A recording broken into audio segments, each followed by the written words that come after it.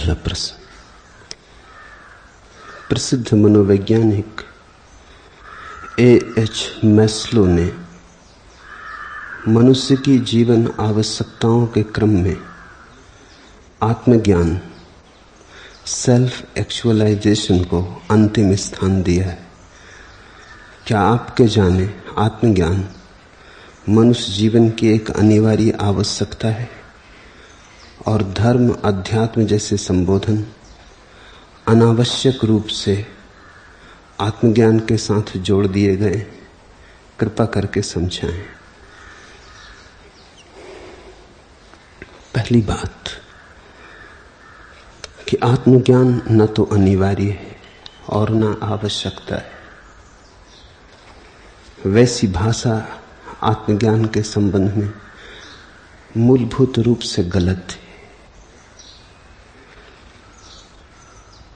भूख है तो रोटी की आवश्यकता है,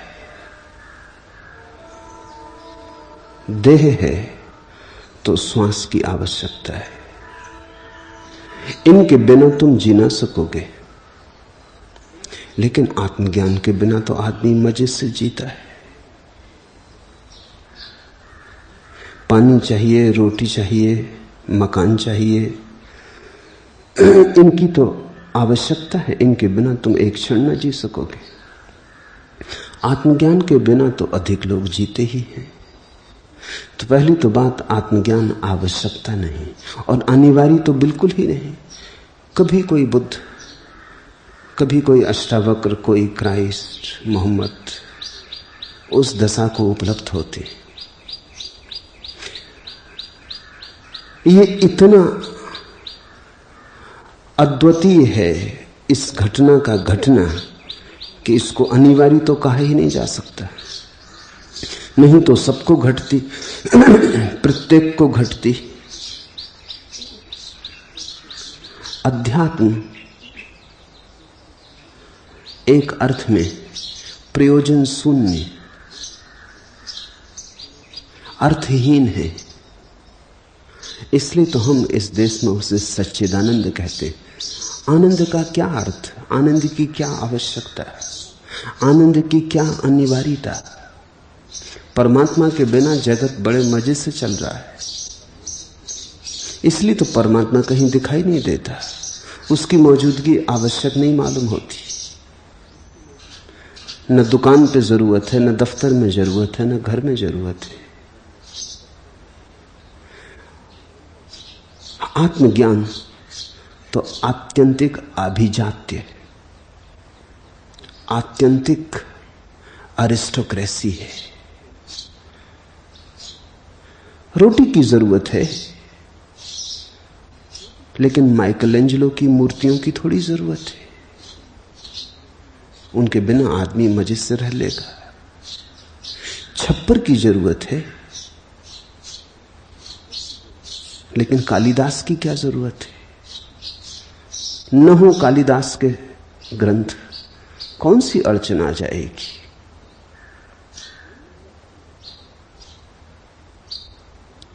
क्षुद्र की जरूरत है, विराट की कहां जरूरत है?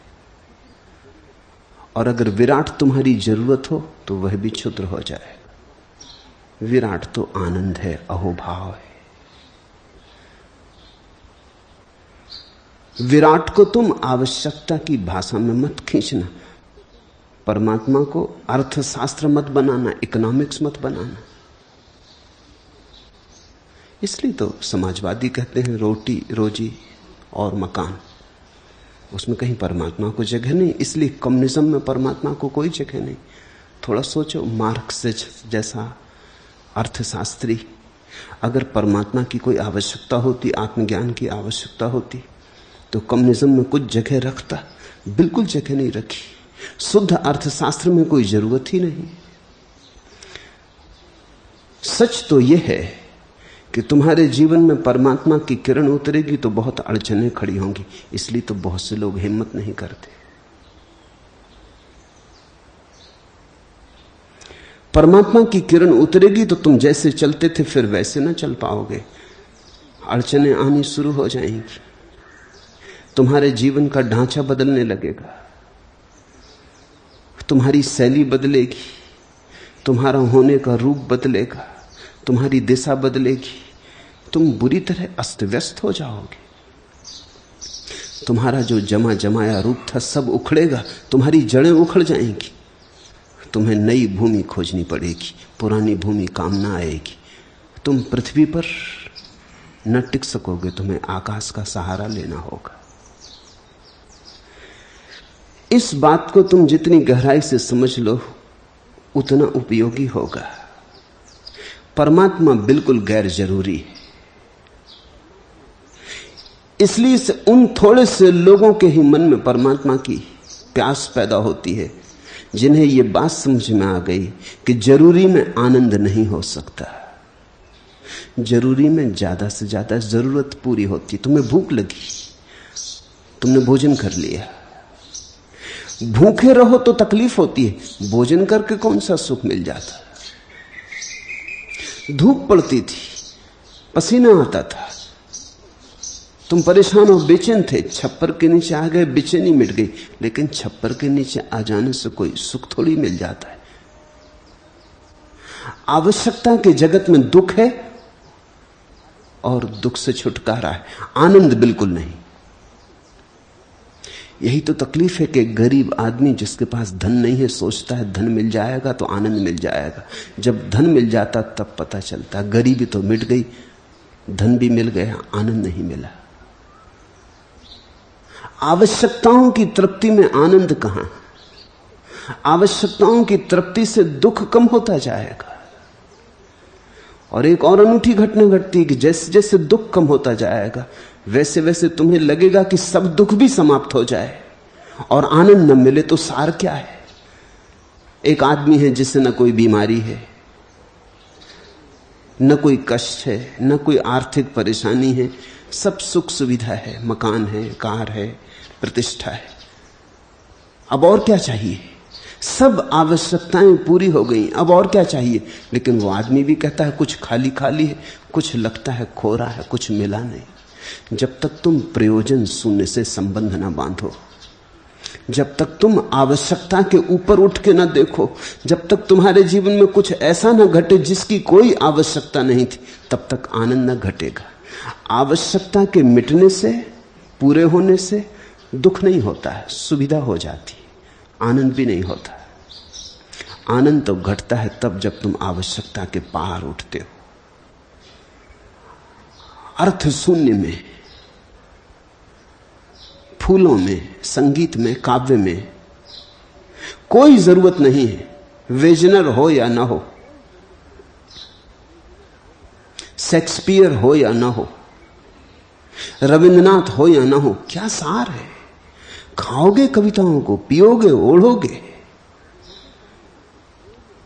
लेकिन ये तो मैं इसलिए नाम ले रहा हूं कि तुम्हें समझ में आ जाए, इनमें भी थोड़ा बहुत अर्थ हो सकता है, परमात्मा में उतना भी अर्थ नहीं।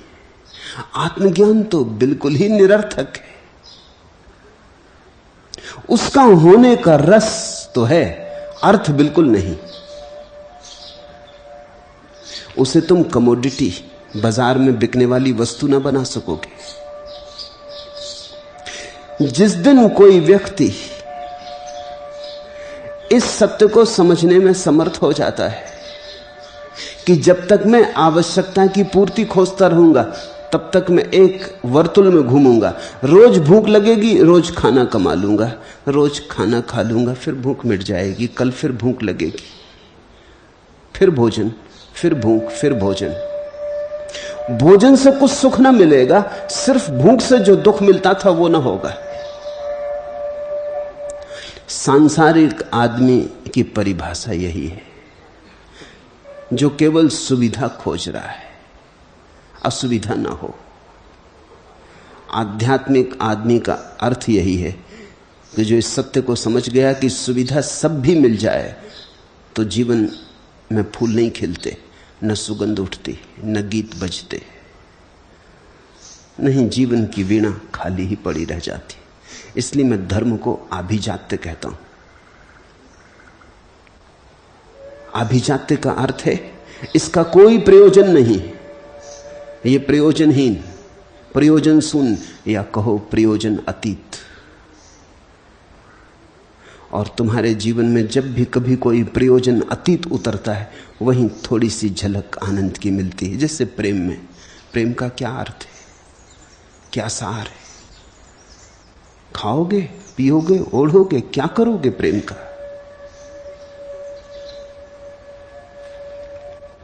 अगर कोई तुमसे पूछने लगे कि क्या पागल हो रहे हो, प्रेम से फायदा क्या है? बैंक बैलेंस तो बढ़ेगा नहीं, मकान बड़ा बनेगा नहीं, प्रेम से फायदा क्या है? क्यों समय गंवाते हो? इसलिए तो राजनीतिक प्रेम मेरे के चक्कर में नहीं पड़ता। वो सारी शक्ति पद पर लगाता है, प्रेम पर नहीं। धन का दीवानी, धन का आकांक्षी सारी शक्ति धन को कमाने में लगाता है। प्रेम वो कहता है अभी नहीं, अभी फुर्सत कहां। फिर प्रेम का प्रयोजन भी कुछ नहीं दिखाई देता, एक तरह का पागलपन मालूम होता है। तुम व्यावहारिक लोगों से पूछो, वो कहेंगे प्रेम यानी पागलपन। लेकिन प्रेम में थोड़ी सी झलक मिलती है उसकी जो प्रयोजनहीन है, जिसका कोई अर्थ नहीं, फिर भी परम रस में, फिर भी परम विभा में, फिर भी सच्चिदानंद है। कोई आदमी बैठ के अपनी सितार बजा रहा है, तो मुझसे पूछो कि क्या मिलेगा इससे, वो उत्तर न दे पाएगा। क्या सार है इस तार को ठोंकने, खींचने, पीटने से?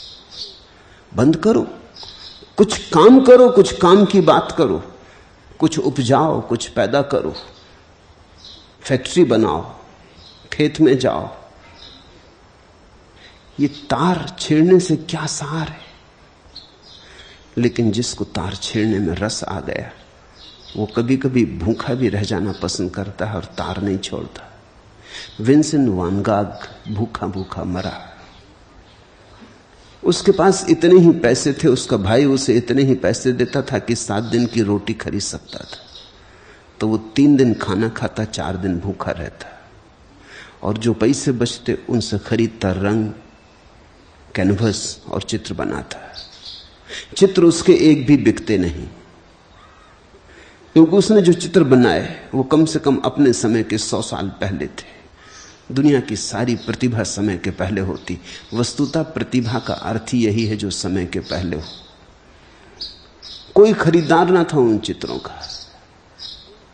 अब तो उसका एक एक चित्र लाखों में बिकता है, 10-10 लाख रुपए में एक एक चित्र बिकता है। तब कोई 10 पैसे में भी खरीदने को तैयार न था। वो भूखा ही जिया, भूखा ही मरा। घर के लोग हैरान थे कि तू पागल है, आदमी की भूख पहली जरूरत है। लेकिन कुछ मिल रहा होगा वैन गॉग को जो किसी को दिखाई नहीं पड़ रहा था। कोई रसधार बह रही होगी, नहीं तो क्यों, क्या प्रयोजन? न प्रतिष्ठा मिल रही है, न नाम मिल रहा है, न धन मिल रहा है। भूख मिल रही, पीड़ा मिल रही, दरिद्रता मिल रही, लेकिन वो है कि अपने चित्र बनाए जा रहा है। जब वो चित्र बनाने लगता तो न भूख रह जाती, न देह रह जाती, वो देहातीत हो जाता। जब उसके सारे चित्र बन गए जो उसे बनाने थे, तो उसने आत्महत्या कर ली। और वो जो पत्र लिख के छोड़ गया, उसमें लिख गया कि अब जीने में कुछ अर्थ नहीं रहा। अब ये बड़े मजे की बात है। वो लिख गया कि जो मुझे बनाना था बना लिया, जो मुझे गुनगुनाना था गुनगुना लिया, जो मुझे रंगों में ढालना था ढाल लिया, जो मुझे कहनी थी बात कह दी, जो मेरे भीतर छिपा था वो प्रकट हो गया। अब कुछ अर्थ नहीं है रहने का। वो जो अर्थहीन चित्र बना रहा था वही उसका अर्थ था। जब उसका काम चुक गया, वो विदा हो गया। जीवन में जैसे कोई और अर्थ था नहीं। क्या फायदा, रोटी रोज खा लो फिर भूख लगा लो, फिर रोटी रोज खा लो फिर भूख लगा लो। हर रोटी नई भूख ले आती, हर भूख नई रोटी की मांग ले आती। ये तो एक वर्तुल हुआ जिसमें हम घूमते चले जाते। इससे सार क्या है? तुमने कभी सोचा? एक आदमी अगर 80 साल जिए तो 80 साल में अगर उसने किया क्या जिसको तुम अर्थपूर्ण प्रक्रियाएं कहते हो, रोटी रोजी मकान, उसने किया क्या? जरा तुम गौर करो। न मालूम कितने हजारों मन भोजन उसने मलमूत्र बना दिया, इतने ही काम किया। जरा सोचो 80 साल में उसने कितने मलमूत्र के ढेर अगर वो लगाते चला जाता तो कितने ढेर लग जाते, पहाड़ खड़े कर देता। बस इतना ही उसका काम है। पीछे तुम मलमूत्र का एक पहाड़ छोड़ के विदा हो जाओ, इसको तुम अर्थ कहते हो। लेकिन यही अर्थ जैसा मालूम पड़ता है, इसका ही अर्थशास्त्र है। मैं इसीलिए परमात्मा को अर्थ नहीं कहता, क्योंकि अर्थ देने से ही तो अर्थशास्त्र का हिस्सा हो जाएगा। मैं उसे कहता हूं अर्थातीत, वो कोई आवश्यकता नहीं है। और जब तक तुम आवश्यकताओं में उलझे हो तब तक तुम उस तरफ आंख ना उठा सकोगे। इसलिए मैं कहता हूं जब कोई समाज बहुत समृद्ध होता है तभी धर्म में गति होती, अन्यथा नहीं होती।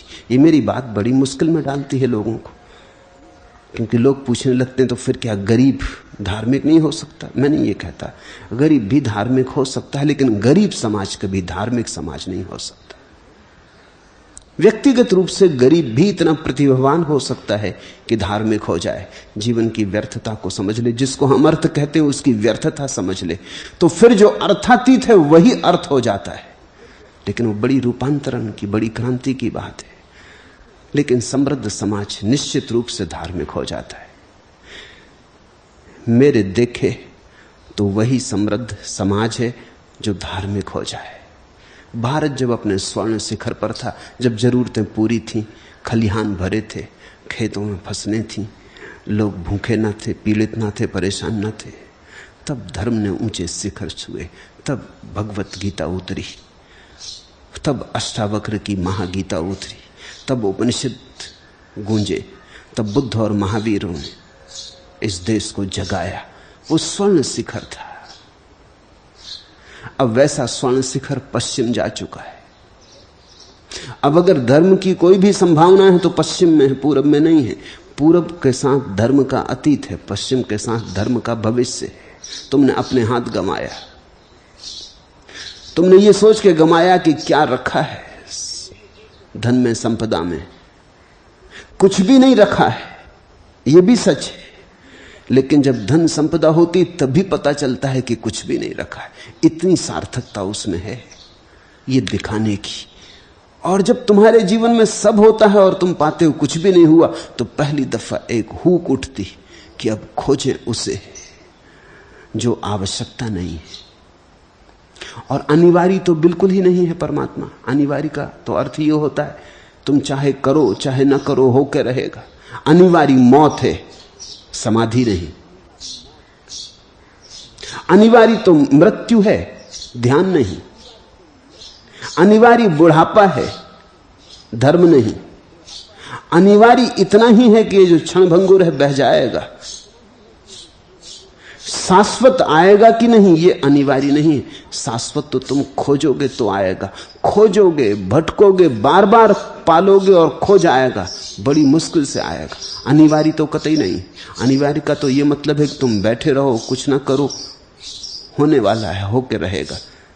मौत जैसा होगा परमात्मा। फिर जैसे सभी आदमी मरते हैं ऐसे सभी आदमी आत्मज्ञान को उपलब्ध हो जाएंगे। नहीं, न तो अनिवार्य है और न आवश्यकता है। आत्मज्ञान खोजने से होगा, गहन साधना से होगा, बड़ी त्वरा से होगा। दांव पर लगाओगे अपने को तो होगा। आत्मज्ञान भाग्य नहीं है कि हो जाएगा, लिखा है विधि में। विधि में जो लिखा है वो तो क्षुद्र है, वो होता रहेगा। 14 साल के हो जाओगे तो काम वासना पैदा होगी। 80 साल के हो जाओगे तो मौत आ जाएगी। 50 के पार होने लगोगे तो बुढ़ापा आ जाएगा। काम वासना अनिवार्य है। 14 साल के हुए कि हर बच्चे में हो जाती। अगर किसी बच्चे में न हो तो कुछ गड़बड़ है, तो चिकित्सा की जरूरत है। होनी ही चाहिए, अनिवार्य है, प्राकृतिक है। लेकिन अध्यात्म अनिवार्य नहीं है और न प्राकृतिक है। हो जाए तो चमत्कार है। जब हो जाए किसी को तो आश्चर्य है, जो नहीं घटना चाहिए वो घटा। इसलिए तो हम सदियों तक याद रखते हैं बुद्ध को, कि जो नहीं घटना था वो घटा, जिसकी कोई अपेक्षा न थी वो घटा, जिसकी कोई संभावना न थी वो घटा। हजारों साल बीत जाते, बुद्धों को हम नहीं भूल पाते, उनकी याद हमें सताती, कोई तार हमारे हृदय में बजता रहता है। असंभव भी हुआ है। इस पृथ्वी पर सबसे ज्यादा असंभव घटना आत्मज्ञान है। जब मैं कहता हूं असंभव, तो मैं ये नहीं कह रहा हूं कि नहीं घटने वाली, घटती है, घट सकती है, लेकिन अनिवार्यता नहीं है। ऐसा नहीं है कि तुम कुछ ना करोगे और अपने से घट जाएगी। प्राकृतिक नहीं है, अति प्राकृतिक है। पूछा है कि क्या आपके जाने आत्मज्ञान मनुष्य जीवन की एक अनिवार्य आवश्यकता है? दोनों बात नहीं है। अनिवार्य हो तो फिर तुम्हें कुछ करने की जरूरत ना रही। तुम्हें बहुत कुछ करना पड़ेगा, तब भी घट जाए तो चमत्कार है। तब भी पक्का नहीं है, आश्वासन नहीं कि घट ही जाएगी, कोई गारंटी नहीं। बड़ी अभूतपूर्व घटना है। उतार के लाना है सीमा में असीम को, उतार के लाना है देह में परमात्मा को, उतार के लाना है शून्य को मन में, महाशून्य के लिए जगह बनानी। अनिवार्य तो बिल्कुल नहीं है। अनिवार्य तो वही है जो हो गया है। वासना हो गई है, घर बस गया है, धन की दौड़ चल रही, पद की दौड़ चल रही, राजनीति अनिवार्य है, धर्म अनिवार्य नहीं है। इसलिए तो हमने इस देश में धार्मिक व्यक्ति को समादर दिया। हमने सम्राटों को आदर नहीं दिया, क्योंकि इसमें क्या है, सभी सम्राट होना चाहते, नहीं हो पाते ये दूसरी बात है, लेकिन सभी होना चाहते, सभी की आकांक्षा है। ये होना कुछ विशेष नहीं, ये बड़ी साधारण बात है। पद पर हो जाना कुछ विशेष बात नहीं। एक गांव में बुद्ध का आगमन हुआ था, तो उस गांव के वजीर ने अपने राजा को कहा कि बुद्ध आते हैं, हम स्वागत के लिए गांव के बाहर चलें। राजा अकड़ीला था, उसने कहा जाने की हमें क्या जरूरत, और बुद्ध हैं क्या, भिखारी ही हैं, आ जाएंगे अपने आप, हमारे जाने न जाने की क्या जरूरत है। वो बूढ़ा वजीर तो ये सुन के रोने लगा।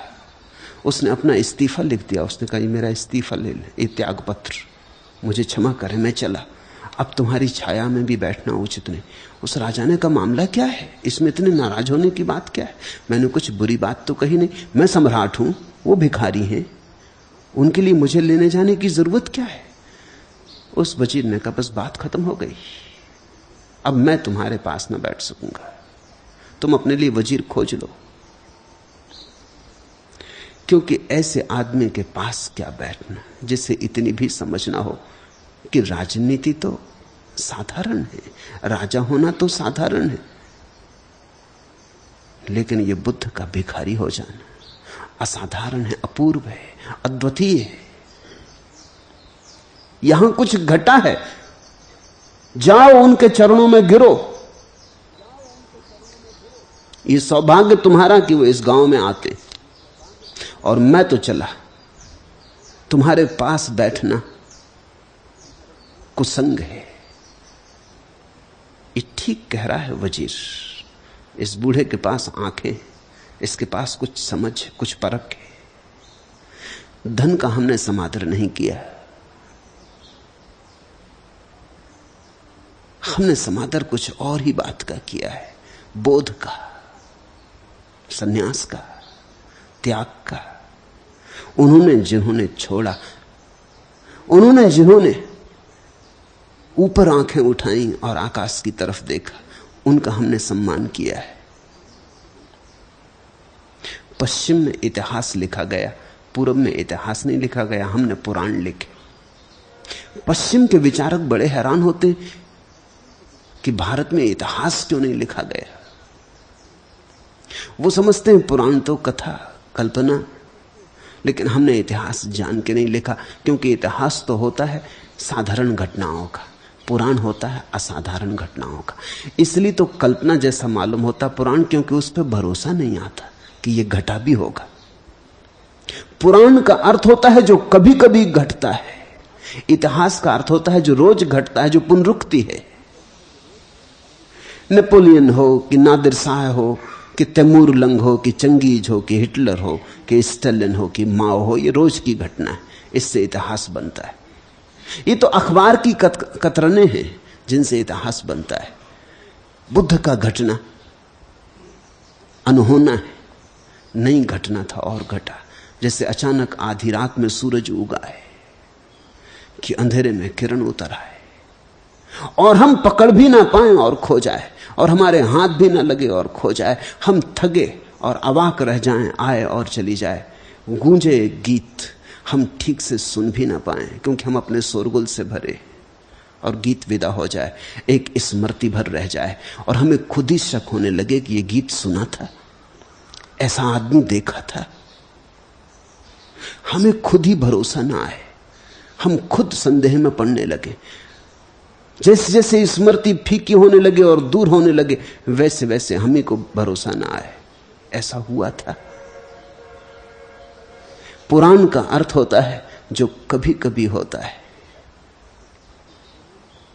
हजारों साल में कभी कभी होता है। वैसी अद्वितीय घटनाओं के संग्रह का नाम पुराण है। पुराण पर भरोसा आता ही नहीं। इतिहास तो रद्दी है, इतिहास तो कूड़ा करकट है, कचरे का ढेर है जो रोज होता है। पुराने दिनों में लोग सुबह उठ के गीता पढ़ते थे या धम्मपद पढ़ते थे या कुरान पढ़ते थे, अब उठ के अखबार पढ़ते। जो रोज होता, तुमने अखबार में कभी ख्याल किया तुम जो पढ़ते हो वो रोज होता है, फिर भी तुम रोज उसी को पढ़ते हो। तुमने अखबार में कुछ नया होते देखा? किसी ने कभी अखबार में नया होते देखा? अखबार से ज्यादा पुरानी चीज तुमने देखी? कहते हो नया अखबार, 2 दिन का पुराना हो जाए तो फिर तुम नहीं पढ़ते। मैं एक जगह रहता था तो मेरे पास एक पागल आदमी रहता था, उसको अखबारों का बड़ा शौक था। वो सब मोहल्ले के अखबार इकट्ठे कर लेता, शायद अखबारों के कारण पागल हो गया हो, कुछ पता नहीं। लेकिन जब मैं गया वो पागल ही था। वो मुझसे भी आके जो भी अखबार वगैरह होते सब उठा के ले जाता। कभी मैंने कहा उसको कि तू 7-7, 8-8 दिन पुराने अखबार उठा के ले जाता है, इनका तू करेगा क्या? वो बोला अखबार क्या पुराने क्या नए। अरे जब पढ़ो तभी नए, जब हमने पढ़े ही नहीं तो हमारे लिए तो नए। उस पागल आदमी ने बड़ी बुद्धिमानी की बात कही, बाकी क्या नए हो क्या पुराने। तुम अखबार पढ़ते हो, तुमने कभी इस पे ख्याल किया कि यही तुम रोज रोज पढ़ते हो? कुछ नया घटता कभी?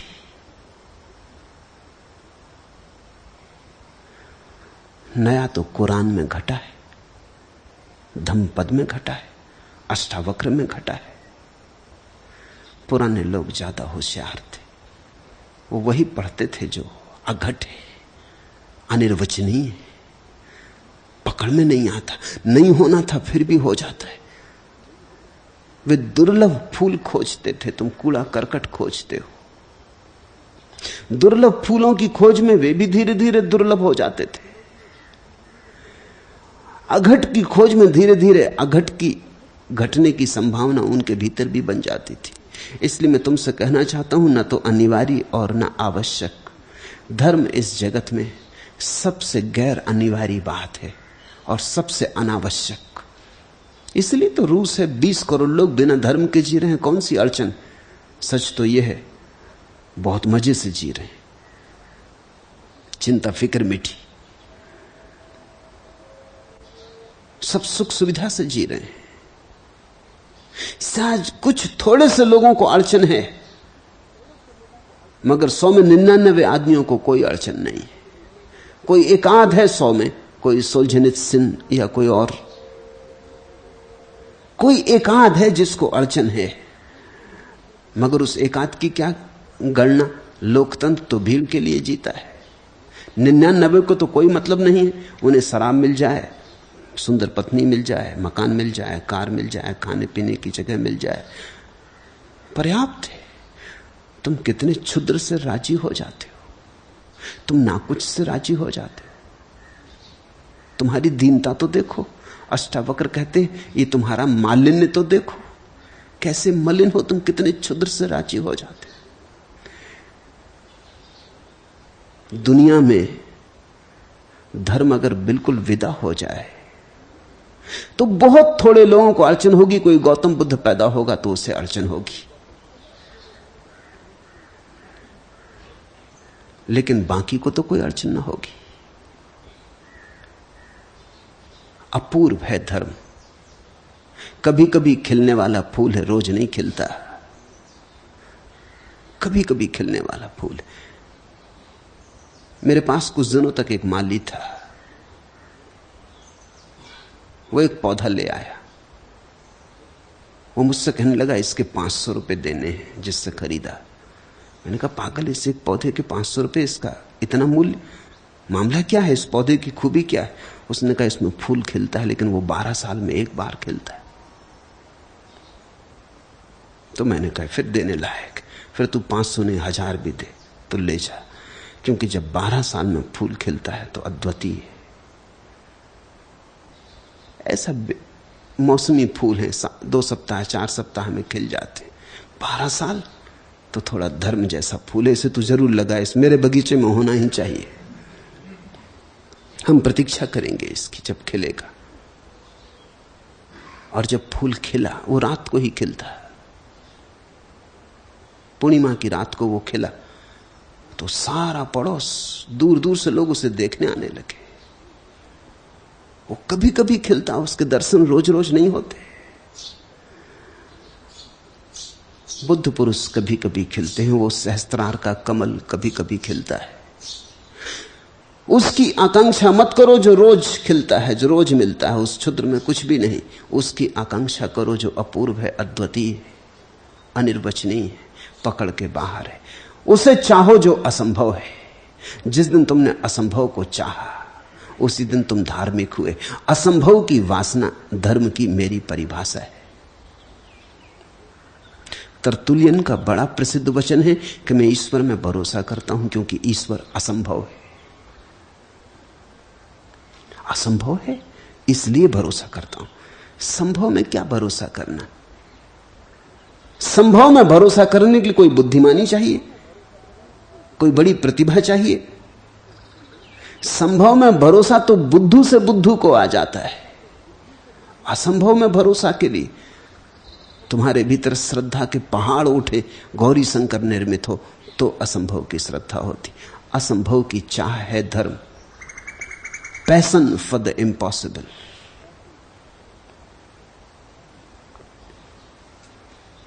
और तुमने पूछा है कि धर्म अध्यात्म जैसे संबोधन अनावश्यक रूप से आत्मज्ञान के साथ जोड़ दिए गए? नहीं, जरा भी नहीं। वे संबोधन बड़े सार्थक हैं। धर्म का अर्थ होता है स्वभाव। वो बड़ा सांकेतिक शब्द है। धर्म का अर्थ रिलीजन या मजहब नहीं होता। रिलीजन या मजहब को तो हम संप्रदाय कहते हैं।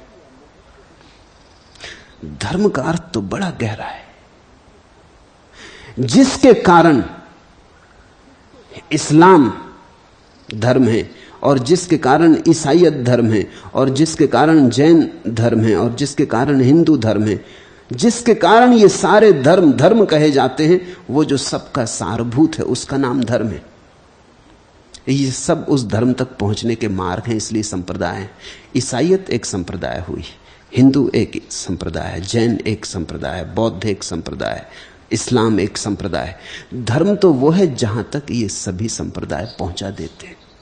इसलिए इस्लाम को धर्म कहना उचित नहीं, हिंदू को धर्म कहना उचित नहीं। संप्रदाय, संप्रदाय शब्द अच्छा है।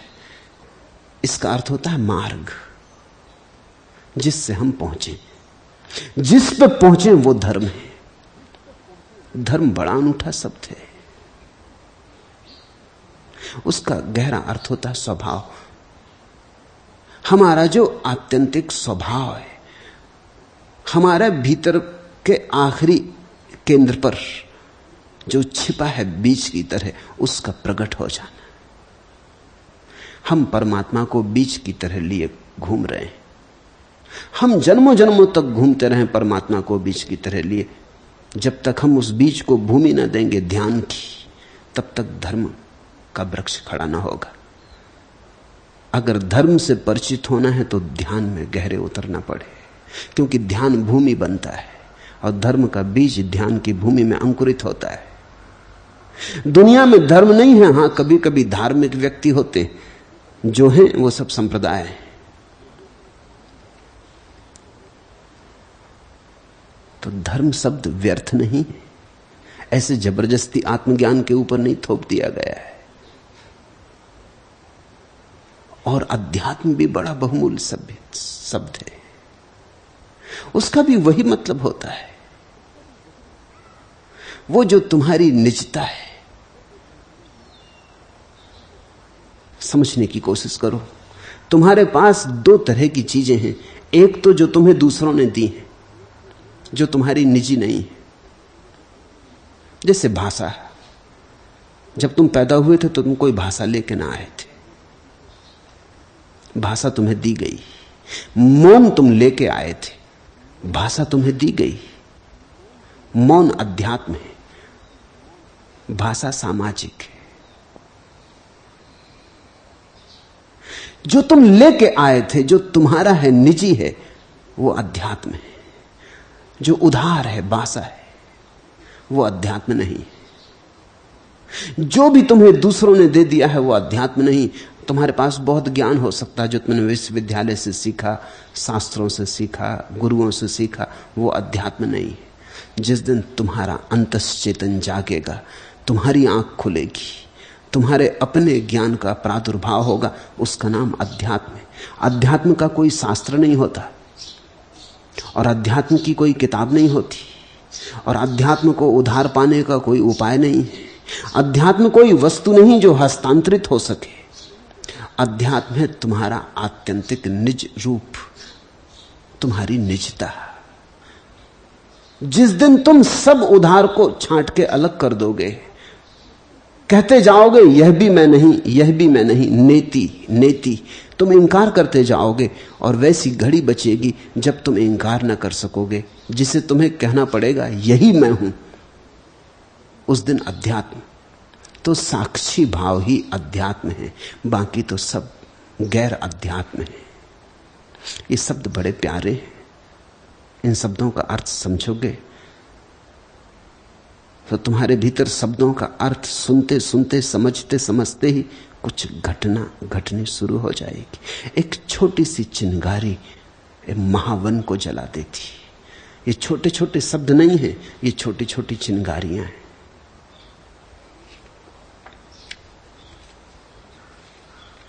दूसरा प्रश्न, गुरु शिष्य को सीधे भी देखता है लेकिन फिर भी उसे विभिन्न परीक्षाओं से जानबूझकर गुजारता है। क्या इससे शिष्य का आत्मज्ञान तीव्र और शुद्धतर होता है? कृपा करके समझाएं। गुरु देखता है तुम्हारे तीन रूप, तुम जो थे, तुम जो हो, तुम जो हो सकते हो।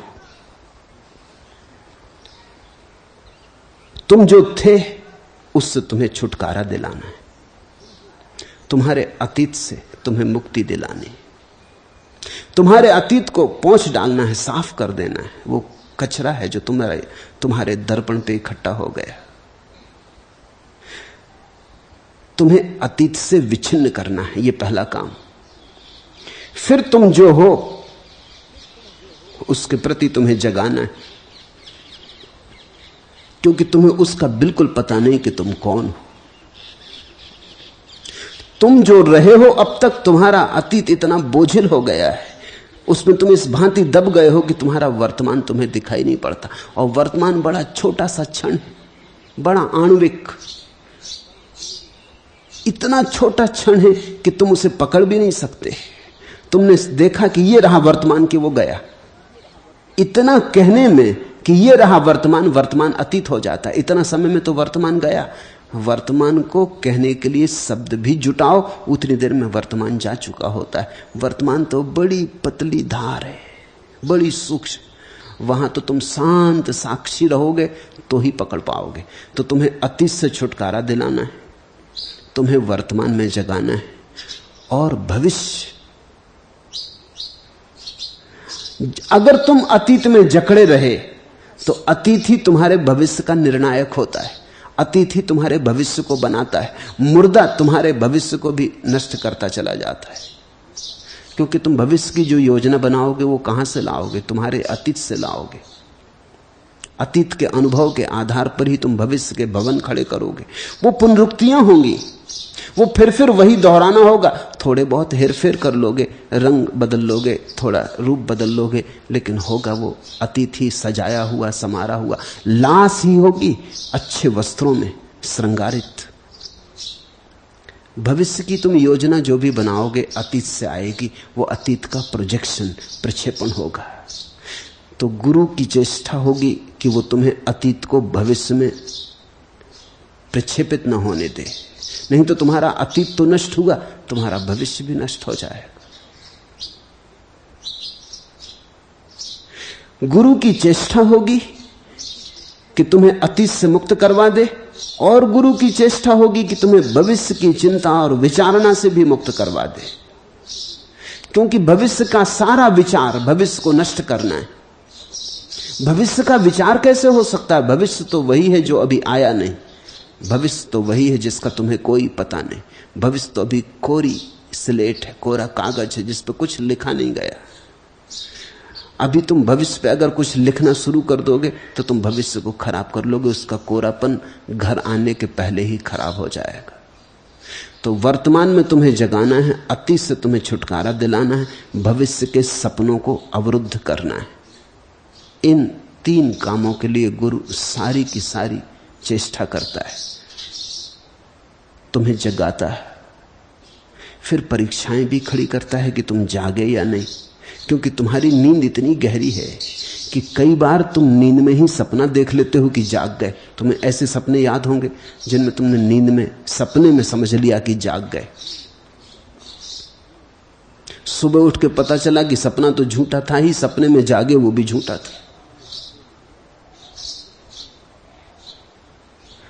बहुत डर है इस बात का कि जागने की बातें सुन सुन के कहीं तुम जागने का सपना ना देखने लगो, वो यथार्थ नहीं होगा। इसलिए अष्टावक्र जनक की खूब कस के कसौटी करने लगते। मुझे भी देखना पड़ता है कि कहीं तुम किसी नए सपने में ना पड़ जाओ, कहीं अध्यात्म का सपना ना देखने लगो। सपने सब सपने हैं, संसार के हों कि अध्यात्म के। सपने से मुक्त हो जाना है तो अध्यात्म।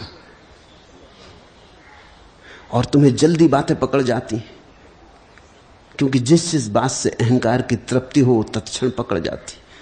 जिससे किसी ने कहा कि तुम तो ब्रह्म स्वरूप हो, पकड़ी, ये तो इसमें तो कोई अड़चन होती नहीं।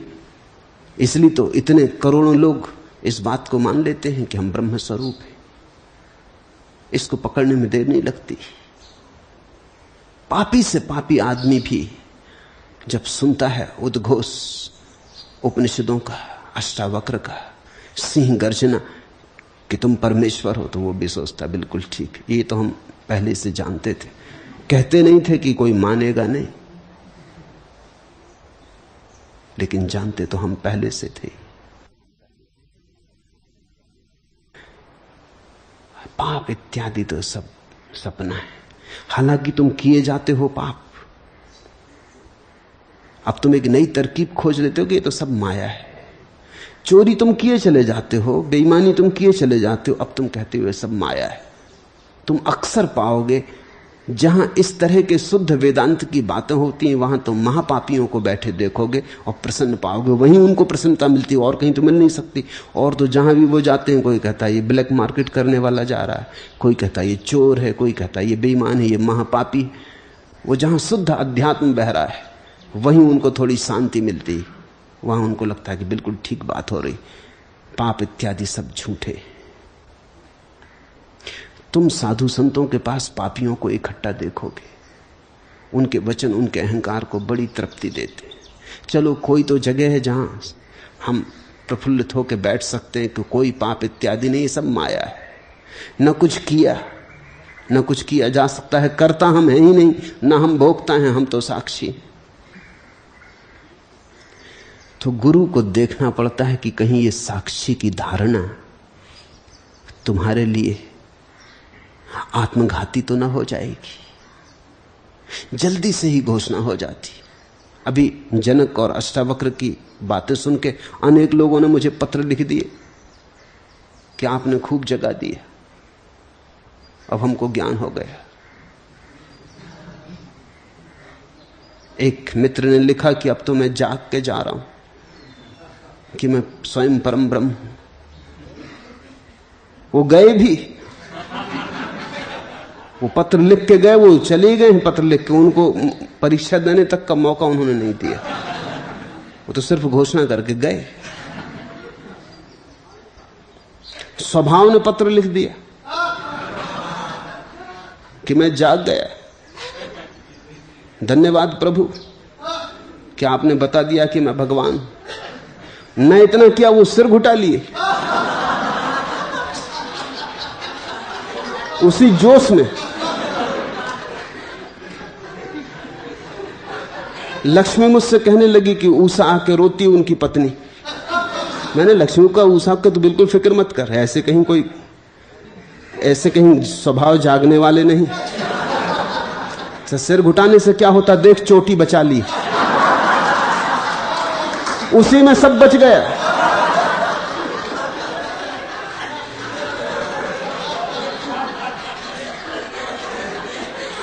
चोटी क्यों बचाई स्वभाव ने? हिंदू चोटी तो बचाए गई। मैंने उनकी पत्नी को खबर भेज दी कि तू बिल्कुल घबरा मत ऊषा, जब तक मैं ही ना कहूं ये जाग गया तब तक तू फिक्र मत कर। ऐसी तो ये कई करवटें लेंगे और फिर सो जाएंगे। उत्तर मैंने उनके प्रश्न का दिया नहीं था, मैंने कि जरा तुम सुन लो पहले अष्टावक्र किस तरह जनक की परीक्षा करते हैं, फिर तुम्हारा उत्तर दे देंगे। अब अष्टावक्र की परीक्षा चल रही है जनक के लिए। वो सब सोचना, गौर से सोचना। मन बड़ा बेईमान है, मन बड़ा कुशल है धोखा देने में। दूसरों को देता ही देता, अपने को भी दे लेता है। जागोगे निश्चित, जागना है। जागरण तुम्हारा स्वभाव है, तुम्हारे भीतर पड़ा है, लेकिन जल्दी ही मान लोगे, बहुत जल्दी मान लोगे तो गुरु को तुम्हारी टांग खींचनी पड़ेगी। फिर तुम्हें चारों खाने चित्त।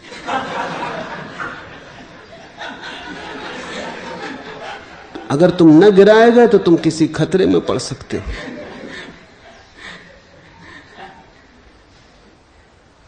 जागरण निश्चित घटता है, घटना चाहिए भी।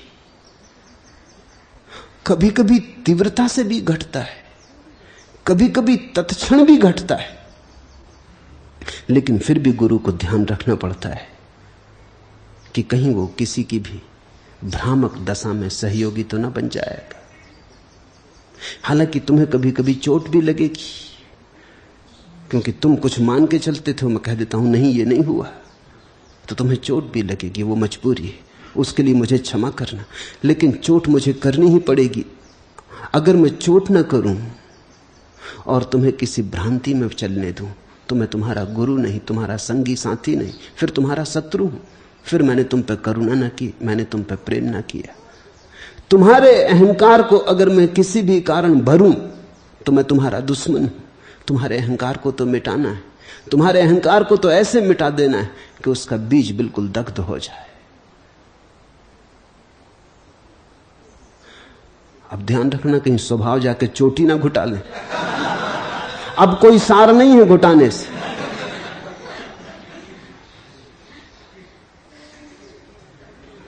अब तो मैंने कह दिया, अब कुछ मतलब नहीं। अब तुम घुटा भी लो तो कोई फर्क नहीं पड़ता। चेष्टा तो है समझने की, स्वभाव की गहन चेष्टा है, बड़ी तीव्र आकांक्षा है। जागना चाहते हैं, जागना चाहते हैं, इसलिए तो कभी कभी नींद में भी जागने का सपना देख लेते। आकांक्षा शुभ है, आकांक्षा होनी चाहिए।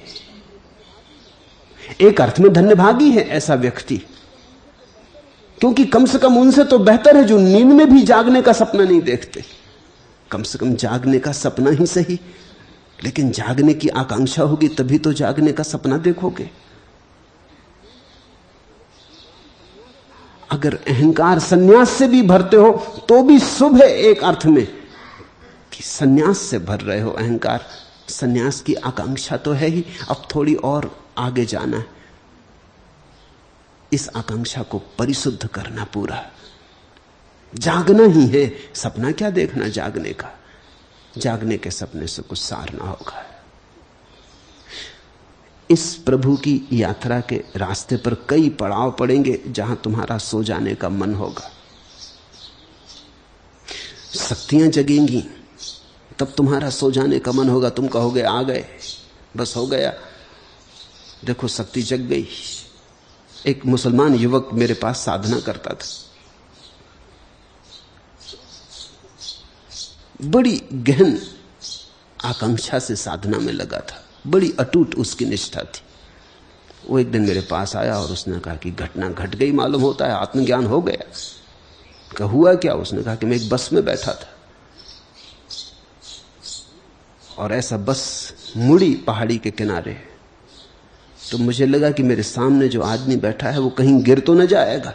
और जैसे ही मुझे लगा कि वो गिर गया तो मैंने सोचा कि कहीं मेरे विचार ने तो इसको नहीं गिरा दिया, पर मैंने कहा संयोग की बात भी हो सकती।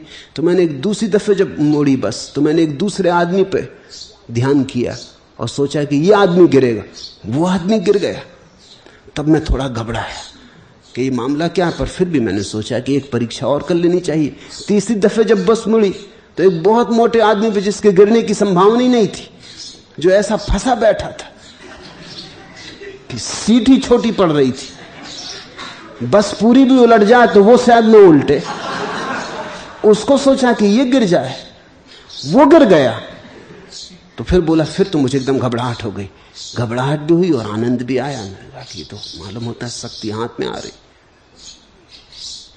अब वस्तु था उसे घट रहा था, फिर भी मुझे कहना पड़ा ये पागलपन है, ये एकाग्रता की क्षमता है। अगर तुम ध्यान करते करते बहुत एकाग्र हो जाओ और उस एकाग्रता में कोई विचार तुम सोचो, वो तत्क्षण घट जाएगा। इसलिए समस्त योग शास्त्रों ने कहा है, इसके पहले कि तुम ध्यान की एकाग्रता में उतरो, तुम्हें शुभ विचारों से भर जाना चाहिए। क्योंकि अगर ध्यान की एकाग्रता के बाद अशुभ विचार तुम्हारे भीतर चलते रहे तो उनके परिणाम आने शुरू हो जाएंगे। इसलिए पतंजलि ने इसके पहले की धारणा, ध्यान, समाधि साधो, यम, नियम, प्राणायाम, प्रत्याहार, इन सब की साधने की बात कही। इतने परिशुद्ध हो जाओ कि जब ध्यान की ऊर्जा उठे तो तुम्हारे पास गलत विचार तो हो ही नहीं। इसलिए महावीर ने कहा ध्यान के पहले अहिंसा का भाव गहरा कर लो। बुद्ध ने कहा ध्यान के पहले करुणा का भाव गहरा कर लो। बुद्ध ने तो यह भी कहा कि हर ध्यान के बाद, उठने के पहले ध्यान से सारे जगत के प्रति करुणा का फैलाव करना। हर ध्यान को करुणा पर पूरा करना, करुणा से शुरू करना, अन्यथा खतरा है। क्योंकि अगर जरा भी गलत विचार घूम जाए ध्यान की स्थिति में तो वो विचार परिणामकारी हो जाएगा। उस विचार में एक बल आ जाता है, वो विचार दूसरे व्यक्ति में प्रवेश कर जाएगा। शक्ति जागनी शुरू होती, उसे भी गुरु को रोकना पड़ता है। कल्पनाएं सत्य मालूम होने लगती, उसे भी गुरु को रोकना पड़ता है। भ्रांति जन्मों जन्मों की है, उस भ्रांति का बड़ा फैलाव है। ऐसा ही समझो कि इस बगीचे में जन्मों जन्मों से कूड़ा करकट उगता रहा है, घास पात उगता रहा है। अब तुमने गुलाब बो दिए, लेकिन इस बात की बहुत संभावना है कि तुम्हारे गुलाब पर घास चढ़ दौड़ेगा, उसे दबा लेगा, शायद गुलाब का पता ही नहीं चलेगा। जन्मों जन्मों से तुम्हारे मन की भूमि आक्रांत रही है व्यर्थ से, असार से। तो जब सार की थोड़ी सी क्षमता भी पैदा होगी तत्क्षण असार उसे दबा लेगा। गुरु को चेष्टा रखनी होगी कि असार सार को दबा ना पाए, स्वप्न सत्य पर हावी ना हो पाए। इसलिए बहुत सी परीक्षाओं से गुजारना होगा। गुरु की मौजूदगी ही परीक्षा है। गुरु जब तुम्हारी आंख में आंख डाल के देखता है तभी परीक्षा चल रही। गुरु के पास होने का अर्थ ही यह होता है कि तुम 24 घंटे कसे जा रहे हो, और इस कसने से घबराना मत, इस कसने के लिए तैयार रहना और गुरु को धन्यवाद देना कि मुझे ऐसा छोड़ मत देना, मुझे कसते चलना, क्योंकि यात्रा लंबी है, अनजान है, अपरिचित है। मुझे तो कुछ पता नहीं, कहीं भटक ना जाऊं। भटकाव की संभावना ज्यादा है पहुंचने के बजाय, क्योंकि भटकाव हमारा पुराना अभ्यास है।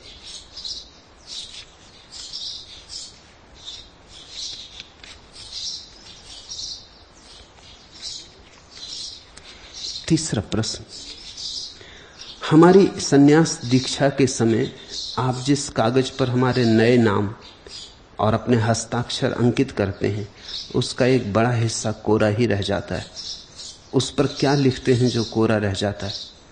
प्रभु, उस कोरेपन के पीछे क्या रहस्य? वही तुम्हारे सन्यास के लिए सूत्र है। जो नाम लिखता हूं तुम्हारे कोने में, उसे तो आज नहीं कल भूल जाना, उसे तो मिटा देना, कोरा कागज ही रह जाए। तुम कोरे रह जाओ, तुम्हें पता ही ना रहे तुम कौन हो, क्या हो, तुम्हें पता ना रहे कोई तादाद, तुम्हारी सारी सीमाएं गिर जाएं, तुम कोरे कागज रह जाओ। इसलिए जान के ही एक कोने में तुम्हारा नाम लिख देता हूं, वो भी नीचे, ऊपर कोरा आकाश। तुमने कभी चीनी ज़ेन फकीरों की बनाई हुई चित्रकला देखी? उनके चित्र वास्तविक चित्र है। उनके चित्र में तुम पाओगे बड़ा कैनवस होता, लंबा, और नीचे कोने में जरा सी पेंटिंग होती, बड़ा विराट आकाश, और जरा से कोने में वो ठीक ठीक सूचना दे रहे हैं। वो कह रहे हैं आदमी का जाना हुआ बस ऐसा है, जरा सा कोने में, आदमी का बनाया हुआ बस ऐसा है, जरा सा कोने में, फिर विराट आकाश है। पश्चिम में जो पेंटिंग होती है उसमें आकाश होते ही नहीं, सब भरा होता, पूरा कैनवस भरा होता, सब रंग डालते हैं, कोरा कुछ छोड़ते नहीं। जब पश्चिम पहली दफा ज़ेन पेंटिंग को पहचानने लगा तो बड़ा चकित हुआ कि इतने बड़े कागज पर इतनी सी पेंटिंग तो थोड़े से कागज पर हो जाती, ये इतना कागज खाली क्यों छोड़ा है? वो खाली बड़ा राज है, वो रहस्य, वो सूचक है, वो खाली ही सच है, बाकी तो थोड़ी सी लहरें हैं, सागर ही सच है। ये पृथ्वी तो हमारी बड़ी छोटी सी, ये बड़ा आकाश, इस अनुपात को मत भूलना। इसलिए कोने में नीचे दस्तखत कर देता हूं, तुम्हारा नाम लिख देता हूं, और पूरा कागज खाली छोड़ देता हूं, ताकि बार बार तुम्हें याद आती रहे कि तुम्हारा नाम तो बस जरा सा कोने में, वो भी एक दिन भूल ही जाना है, अनाम हो जाना है, तभी सन्यास पूर्ण होता है। कोरे कागज जैसे हो जाना है। सूफियों की एक किताब है जो बिल्कुल कोरी है, उस जैसी बढ़िया कोई किताब नहीं। उस किताब में कुछ लिखा नहीं है, कोई 700-800 साल पुरानी किताब है, एक गुरु से दूसरे गुरु को दे जाती रही, एक गुरु ने एक शिष्य को दे दी, फिर वो अपने शिष्य को दे गया, हाथ हाथ चलती रही है, अभी भी सुरक्षित है। अभी भी 700 साल के बाद शिष्य उसे पढ़ते हैं खोल के, उसमें कुछ लिखा नहीं, वो कोरे कागज है। उस किताब को सूफी छापना चाहते तो कोई पब्लिशर छापने को राजी नहीं, फिर किसी ने हिम्मत की और छापा, लेकिन उसने भी जब छापा उसको तो कोई 20-25 पन्ने भूमिका के लिखवा लिए। खराब हो गई किताब। भूमिका में सब इतिहास दे दिया कि किसने शुरू की ये किताब, फिर किसके हाथ में रही, फिर किसके हाथ में गई, मगर उससे सब खराब हो गया। वो किताब कोरी ही होनी चाहिए, मगर कौन राज्य होगा कोरी किताब छापने को? लोग कहेंगे कुछ हो भी तो छापने को तो छापे, इसमें तो कुछ है नहीं। राजस्थान में एक महिला है, बुरीबाई, अद्भुत महिला है। जब भी मैं राजस्थान जाता था वो जरूर मुझे मिलने आती थी। बहुत थोड़ी सी महिलाएं भारत में होंगी जो उस कोटि की हैं। बिल्कुल देहाती है, उसे कुछ पता भी नहीं, मगर सब पता है। वो मुझसे कहने लगी कि बाप जी आप मेरे गांव आना, मैंने एक किताब लिखी है, उसका उद्घाटन करना। मैंने कहा तू किसी और को धोखा देना, तेरी किताब में समझ गया उसमें क्या होगा, तू उसे यहीं ले आना, मैं यहीं उद्घाटन कर दूंगा। तो वो ले आई, एक दफा सिर पे रख के लाई, बड़ी सुंदर पेटी में सजा के लाई। उसके भक्त थे, वो महिला है योग्य, उसके भक्त साथ में आए। उसकी किताब का मैंने उद्घाटन कर दिया। कुछ भी नहीं, एक छोटी सी पुस्तिका थी अंदर, खाली, कुछ उसमें लिखा नहीं था। वो लिखना पढ़ना जानती भी नहीं। जब पहली दफा मेरे शिविर में आई तो जो उसके साथ आए थे भक्त, वो तो सब ध्यान करने लगे। वो उठ के अपनी कोठरी में चली गई। उसके भक्तों ने जाके कहा कि हम आए ही यहां इसलिए हैं कि ध्यान करें, आपने ध्यान नहीं किया। वो कहने लगी कि तुम बाप जी से पूछ लेना। वो मेरे पास आए, उन्होंने कहा ये मामला क्या है? भूरबाई कहती बाप जी से पूछ लेना। और बाप जी मुझे कहना नहीं चाहिए क्योंकि वो होगी 70-80 साल की। मैंने कहा वो ठीक कहती, क्योंकि जो मैंने कहा था वही उसने किया। मैंने कहा था कुछ ना करो, शांत साक्षी हो जाओ। वो उसके पास गए, उन्होंने कहा उन्होंने तो ऐसा कहा। वो कहने लगी ठीक कहा। वहां तो बड़ी भीड़ भाड़ थी, उपद्रव था, कई लोग कुछ कुछ कर रहे थे। मैं इस कोठरी में आके बैठ गई, मैंने कुछ ना किया। बड़ा ध्यान लगा। फिर वो अपने गांव वापस गई तो गांव के लोगों ने पूछा कि वहां से क्या लाई, तो उसने अपनी कोठरी पर चुप लिखवा दिया। मैंने कहा कि इतनी ही समझी मैं, जो कहे तो बहुत सी बात है लेकिन मेरी बुद्धि में ज्यादा नहीं समाता, मैं तो गैर पढ़ी लिखी हूं, चुप, इतना मेरी समझ में आया। वो अपनी कोठरी पर लिखवा रखा है कि इतना उनकी बातों में से मैं समझ पाई। कहते तो वो बहुत कुछ है, इतना मैं पकड़ पाई, वही मैं तुमको कह सकती। वो जो कोरा कागज है वो कहता है चुप। वो जो कोरा कागज है वही कुरान है, वही धम्मपद, वही अष्टावक्र की संहिता है। उस कोरे कागज के लिए ही सारे शास्त्रों ने चेष्टा की है कि तुम्हारी समझ में कोरा कागज पढ़ना आ जाए। शून्य को समझाने के लिए शब्दों का सहारा लिया है, लेकिन शब्दों को समझाने के लिए नहीं, शून्य को समझाने के लिए, मौन में ले जाने के लिए भाषा का प्रयोजन है। तुम साक्षी बनो, तुम कोरे भीतर शून्य के साक्षी बनो, वही निर्वाण घटित होता है, समाधि घटित होती।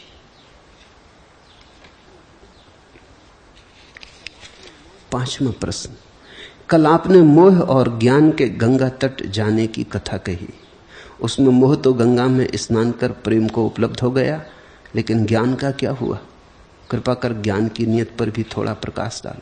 वो अभी भी भटक रहा है, ज्ञान अभी भी भटक रहा है। ज्ञान बड़ी अकड़ी हुई बात है। तुम पंडित से ज्यादा अहंकारी और किसको पाओगे? धनी भी उतना अहंकारी नहीं होता जितना अहंकारी तथाकथित ज्ञानी हो जाता है। जिसको यह लगता है कि मुझे मालूम है, उसकी अकड़ का क्या कहना। तो ज्ञान तो राजी न हुआ कल्प गंगा में उतरने को। कल्प गंगा ने तो दोनों को कहा था, ज्ञान और मोह दोनों खड़े थे किनारे। ज्ञान और मोह को तुम ऐसा समझ लो कि हृदय और बुद्धि, संकल्प और समर्पण, भाव और विचार, नाम कुछ भी दे दो, दोनों खड़े थे। गंगा ने कहा, आओ प्यारे, स्नान कर लो मुझ में, हो जाओ पवित्र, नहलाऊंगी तुम्हें, शुद्ध कर दूंगी, नया कर दूंगी, पुनर्जीवन होगा तुम्हारा। मोह तो उतर गया, क्योंकि मोह तो भाव है, हृदय, तर्क नहीं है वहां। उसने तो निमंत्रण स्वीकार कर लिया, उसने कहा कि चलो देखें, वो तो उतर गया। उसने तो डुबकी मार ली, वो तो जब निकला तो पुराना जा चुका था, नया हो चुका था। मोह प्रेम हो गया, हृदय समाधि बन गया, भाव रस में डूब गया। ज्ञान अकड़ा खड़ा रहा। उसने कहा, कौन मुझे शुद्ध करेगा? ये किस तरह की बात, मुझे और शुद्ध? मैं शुद्ध हूं। ये साधारण सी गंगा का जल मुझे शुद्ध करेगा? अरे मैं शास्त्रों का ज्ञाता, मुझे कौन शुद्ध करेगा? मैं दूसरों को शुद्ध कर दूं। वो अकड़ा खड़ा रहा। वो मोह पर हंसा भी कि ये भी क्या पागल बातों में आ रहा है। वो अभी भी भटक रहा है, वो अब भी वहीं खड़ा है, अब भी हंस रहा है। पंडित सदा ही हंसता है प्रेमी पर, लेकिन प्रेमी ही हैं जो पाते। तुमसे एक और कथा कहता। एक राजा के 2 बेटे थे। राजा के पास बहुत धन था। एक बेटे का नाम ज्ञान था, एक बेटे का नाम प्रेम था। राजा बड़ी चिंता में था कि किसको अपना राज्य सौंप जाए। किसी फकीर को पूछा कि कैसे तय करूं। दोनों जुड़वा थे, साथ साथ पैदा हुए थे, उम्र में कोई बड़ा छोटा न था, नहीं तो उम्र से तय कर लेते। दोनों प्रतिभाशाली थे, दोनों मेधावी थे, दोनों कुशल थे। कैसे तय करें? बाप का मन बड़ा डमाडोल था, कहीं अन्याय ना हो जाए। फकीर से पूछा। फकीर ने कहा, ये करो, दोनों बेटों को कह दो कि यही बात निर्णायक होगी। तुम जाओ और सारी दुनिया में बड़े बड़े नगरों में कोठियां बनाओ। जो कोठियां बनाने में 5 साल के भीतर सफल हो जाएगा, वही मेरे राज्य का उत्तराधिकारी होगा। ज्ञान चला, उसने कोठियां बनानी शुरू कर दी। मगर 5 साल में सारी पृथ्वी पर कैसे कोठियां बनाओगे? हजारों बड़े नगर हैं।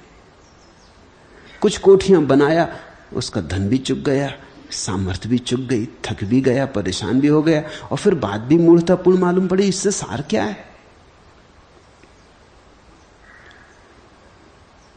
5 साल बाद जब दोनों लौटे तो ज्ञान तो थका मांदा था, भिखमंगे की हालत में लौटा। सब जो उसके पास थी संपदा वो सब लगा दी। कुछ कोठियां जरूर बन गई, लेकिन इससे क्या सार? वो बड़ा पराजित और विषाद लौटा। प्रेम बड़ा नाचता हुआ लौटा। बाप ने पूछा, कोठियां बनाई? प्रेम ने कहा कि बना दी, सारी दुनिया पे बना दी। सब बड़े नगरों में क्या, छोटे छोटे नगरों में भी बना दी, समय काफी था। बाप भी थोड़ा चौंका। उसने पूछा कि तेरा बड़ा भाई, ये तेरा दूसरा भाई, ये तो थका हारा लौटा है कुछ नगरों में बना के, तूने कैसे बना ली? प्रेम ने कहा कि मैंने मित्र बनाए, जगह जगह मित्र बनाए। सभी मित्रों की कोठियां मेरे लिए खुली। जिस गांव में जाऊं वहीं एक क्या 2-2, 3-3 कोठियां। मकान मैंने नहीं बनाए, मैंने मित्र बनाए। ये आदमी मकान बनाने में लग गया, इसलिए चूक हो गई। मकान तो मेरे लिए खुले खड़े, कोठियां मेरे लिए तैयार हैं, जगह जगह तैयार हैं। जहां आप कहें वहां मेरी कोठी, हर नगर में मेरी कोठी। एक तो ढंग है प्रेम का और एक ढंग है ज्ञान का। ज्ञान से अंततः विज्ञान पैदा हुआ। ज्ञान की आखिरी संतति विज्ञान है। विज्ञान से अंततः टेक्नोलॉजी पैदा हुई। विज्ञान की संतति टेक्नोलॉजी है, तकनीक है। प्रेम से भक्ति पैदा होती, भक्ति प्रेम की पुत्री है, भक्ति से भगवान पैदा होता है। वो दोनों दिशाएं बड़ी अलग है।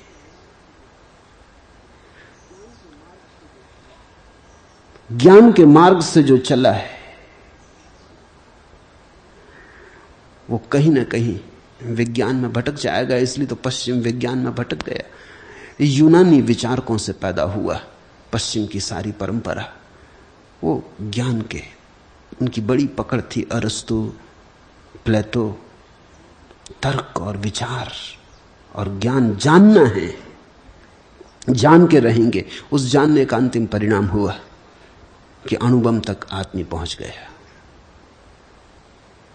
मौत खोज ली और कुछ सार ना आया। पूर्व प्रेम से चला है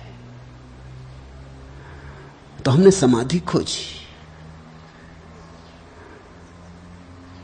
हमने कुछ अनूठा आकाश खोजा जहां सब भर जाता है, सब पूरा हो जाता है। अब तो पश्चिम परेशान है, अपनी है ज्ञान से परेशान है। अल्बर्ट आइंस्टीन मरने के पहले कह के मरा है कि अगर मुझे दोबारा जन्म मिले तो मैं वैज्ञानिक ना होना चाहूंगा, कतई नहीं। प्लम्बर होना पसंद कर लूंगा, वैज्ञानिक होना पसंद नहीं करूंगा।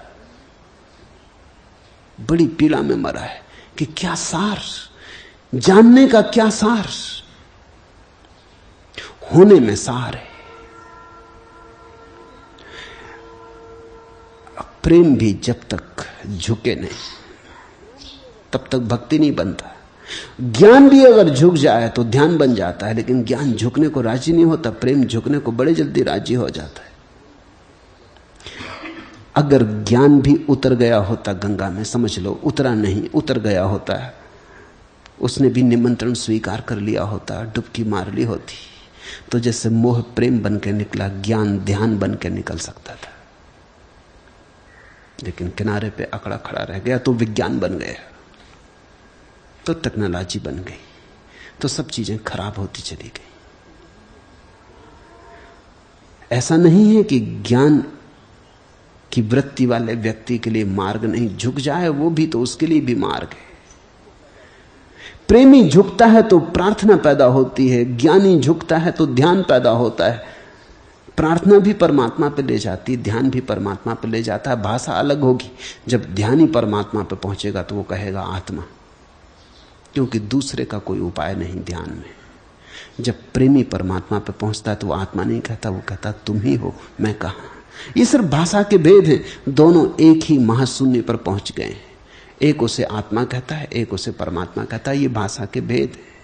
अगर तुम्हारी विचार पर बहुत पकड़ हो तो ध्यान का मार्ग पकड़ो, डुबकी मगर लगाओ। इधर रही गंगा, ये मैं कहता कि आ जाओ ले लो डुबकी, मैं तुम्हें नया कर दूंगा। अगर विचार पे बहुत पकड़ है कोई हर्जा नहीं। जो मोह तक को रूपांतरित कर देती है गंगा, वो विचार को न कर पाएगी। मोह तक को रूपांतरित कर दिया प्रेम में तो विचार की क्या ताकत है। विचार तत्क्षण ध्यान में रूपांतरित हो जाता है, लेकिन झुकना पड़े। बिना झुके कुछ भी नहीं, बिना समर्पित हुए कुछ भी नहीं।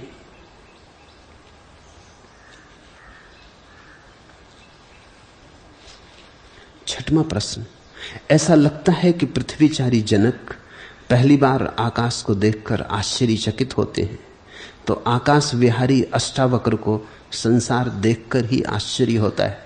क्या सच ही संसार और मोक्ष एक दूसरे के लिए इतने आश्चर्य के विषय हैं? वे परस्पर विरोधी हैं या एक दूसरे के पूरक? न तो विरोधी और न पूरक। जब एक होता है तो दूसरा होता ही नहीं। ऐसा समझो कि प्रकाश और अंधेरा एक दूसरे के विरोधी हैं या एक दूसरे के पूरक। न पूरक न विरोधी, क्योंकि जब प्रकाश होता है तो अंधेरा नहीं होता, जब अंधेरा होता है तो प्रकाश नहीं होता। पूरक होने के लिए तो दोनों को साथ साथ होना चाहिए, विरोधी होने के लिए भी दोनों को साथ साथ होना चाहिए। लेकिन एक ही होता है, दूसरा तो बचता ही नहीं। जब तुम्हारे जीवन में आकाश का अनुभव आना शुरू होता है, पृथ्वी खो जाती। इसलिए तो उस परम दशा को प्राप्त लोगों ने कहा यह पृथ्वी माया है। माया का अर्थ है भ्रम हो गई, खो गई, सपनेवत हो गई। जब पृथ्वी का सपना पकड़ता है तुम्हें जोर से, तो आत्मा, ब्रह्म, ईश्वर सब सपनेवत हो जाते। जिसके लिए पृथ्वी सच है उसके लिए आत्मा माया है, जिसके लिए आत्मा सच है उसके लिए पृथ्वी माया हो जाती। लेकिन दोनों साथ साथ कभी नहीं होते, एक ही होता है। ऐसा समझो कि रस्सी में सांप दिखाई पड़ गया, तो जब तक सांप दिखाई पड़ता तब तक रस्सी दिखाई नहीं पड़ती। फिर जब दिया ले आया और रस्सी दिखाई पड़ गई तो सांप दिखाई नहीं पड़ता। तो तुम क्या कहोगे, एक दूसरे के पूरक हैं या एक दूसरे के विरोधी? न तो पूरक न विरोधी, क्योंकि दोनों कभी साथ साथ होते नहीं। एक ही है, एक ही भ्रांति में दूसरे जैसा भासता है। आकाश ही है, परमात्मा ही है। तुम्हारे देखने के ढंग में जरा भूल है तो तुम आकार में उलझ जाते हो, निराकार को नहीं देख पाते। तो तुम रूप में उलझ जाते हो, अरूप को नहीं देख पाते। गुण को तो पकड़ लेते हो, निर्गुण छूट जाता है। फिर जब तुम्हारी समझ गहन होती, प्रगाढ़ होती और तुम अरूप को देखने लगते हो तो रूप खो जाता है। तब तुम निराकार को देखने लगते हो तो आकार खो जाता है। और इसलिए आश्चर्य पैदा होता है। जनक आश्चर्यचकित हैं, क्योंकि जब पहली दफा आकाश दिखाई पड़ा तो पृथ्वी एकदम खो गई। जिस पे सदा से खड़े थे, अचानक वो पैरों के नीचे से खिसक गई जमीन। तो वो आश्चर्य से भरे हैं। वो कहते हैं आश्चर्य, आश्चर्य, ये हुआ क्या, ये कैसे हुआ? अष्टावक्र भी आश्चर्य से भरे हैं। वो आकाश की तरफ से जब देखते हैं तो पृथ्वी वहां कहीं भी नहीं है। तो वो कहते हैं कि ये आश्चर्य, तुझे आश्चर्य होता है आकाश को देखकर, मुझे आश्चर्य हो रहा है तेरी पृथ्वी की बातें सुनकर। दोनों का आश्चर्य बिल्कुल ठीक है, क्योंकि जिसने रस्सी में सांप देखा था, जब उसे पता चलेगा कि रस्सी है तो वो आश्चर्यचकित होगा। जो सदा से जानता रहा कि रस्सी रस्सी है, वो भी आश्चर्यचकित होगा कि किसी ने इसमें सांप देख लिया। दोनों आश्चर्यचकित होंगे।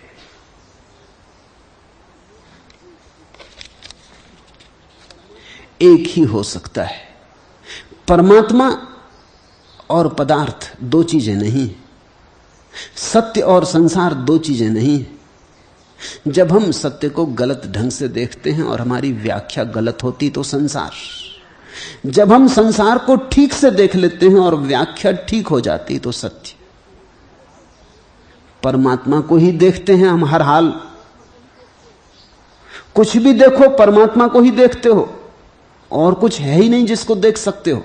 हां, तुम्हारे देखने में अगर थोड़ी भ्रांति हो, तुम्हारी आंख में अगर थोड़ी खराबी हो, तो जो तुम्हें दिखाई पड़ता है, जो तुम देख लेते हो, वो जो दिखाई पड़ रहा है उससे भिन्न हो जाता है।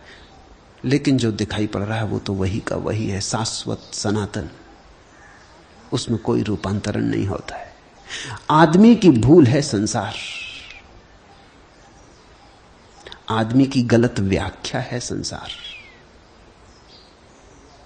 रात अंधेरे में तुम देख लेते हो तुम्हारा ही लंगोट टंगा है। अब लंगोट में दो हाथ जैसे मालूम पड़ते, लंगोटी लटकी, कोई लगता आदमी खड़ा। तुम ही टांग आए दिन में, और रात तुम ही बाहर जाने से डरने लगते हो कि वहां कोई आदमी खड़ा मालूम होता है। लंगोट अब भी लंगोट है। लंगोट ने डराने का तुम्हें कुछ भी नहीं किया है, मगर तुम ही घबरा सकते हो। कभी अंधेरे में तुमने देखा, अंधेरे रास्ते पर एकांत में चलते हुए अपने ही जूते की आवाज ऐसी लगती कि कोई पीछे आ रहा है, घबराहट पकड़ने लगती।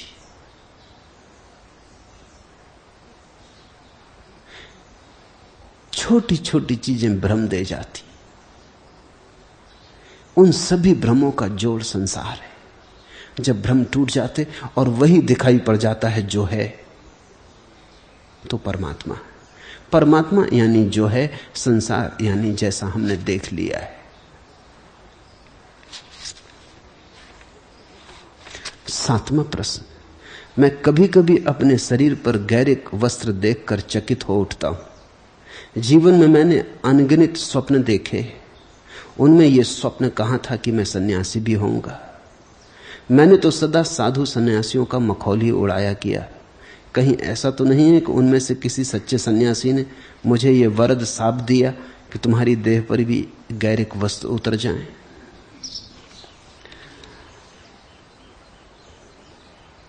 सब सपने आदमी देखता है, सन्यास का सपना तो कभी नहीं देखता,